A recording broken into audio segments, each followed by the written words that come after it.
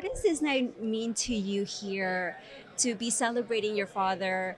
What was this morning like for you all as a collection?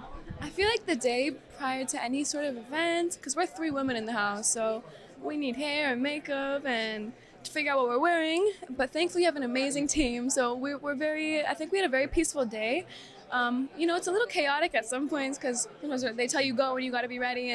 But I mean, we were born ready, and we're so excited to be living this moment together. I'm so happy to be honoring him and his legacy, and it's just such a privilege to experience this, to be with my entire family, to be here with amongst many friends and colleagues in the music industry and people that I know are going to share a lot of magic with us tonight.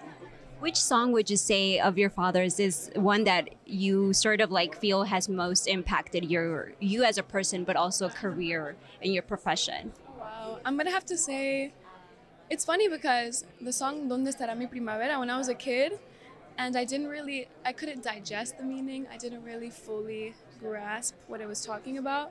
My sister and I would both just cry and cry when we heard the song, and it just made us feel like without fully, you're a kid, without fully grasping the entirety of its meaning. We just felt so passionately about it, and then I think 2019 is when we all recorded it, the three of us, and it just happened so naturally. We were in Morelia in Mexico, and I think my dad started playing the guitar, my sister or I started playing the piano, and someone came with like a maraca, and he was like, "We need to record this," and I was just like, it's just surreal to see how things like that happen. I think it had an enormous impact on my career because of the song, he had given us a huge opportunity to perform all over the world, and in so many places that I would have only dreamed of, the Madison Square Garden, and at the Greek Theater, all over the place. And so I think that song has always been, had a very special place in my heart. So let's talk about your career. You've been releasing singles. What's that been like for you, that process? And what are your sort of like hopes and aspirations for not only like the remainder of this year, but for next year, 2020? My dream is just to be and to explore and to flow and to create and to transmute all that I'm feeling. Because I think that we all kind of go through this like, what's it called? What's it called?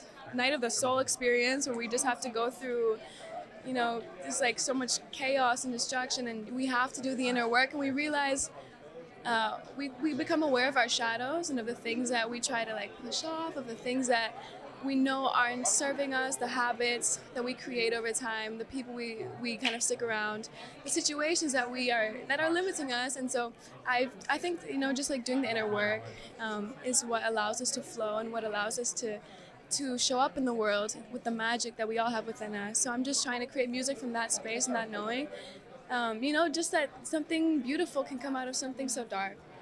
What would you say is like the biggest lesson that your dad has taught you to sort of like find your identity as a musician? What has he told you?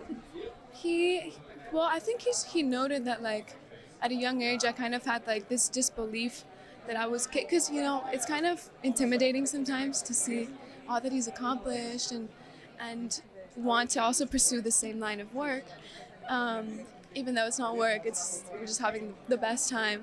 And so he noticed that I was very like insecure at one point in time, and I didn't believe in myself, and I didn't know if I could like do this. And he just like, I know everybody says it all the time, but you have to believe in yourself. You really do.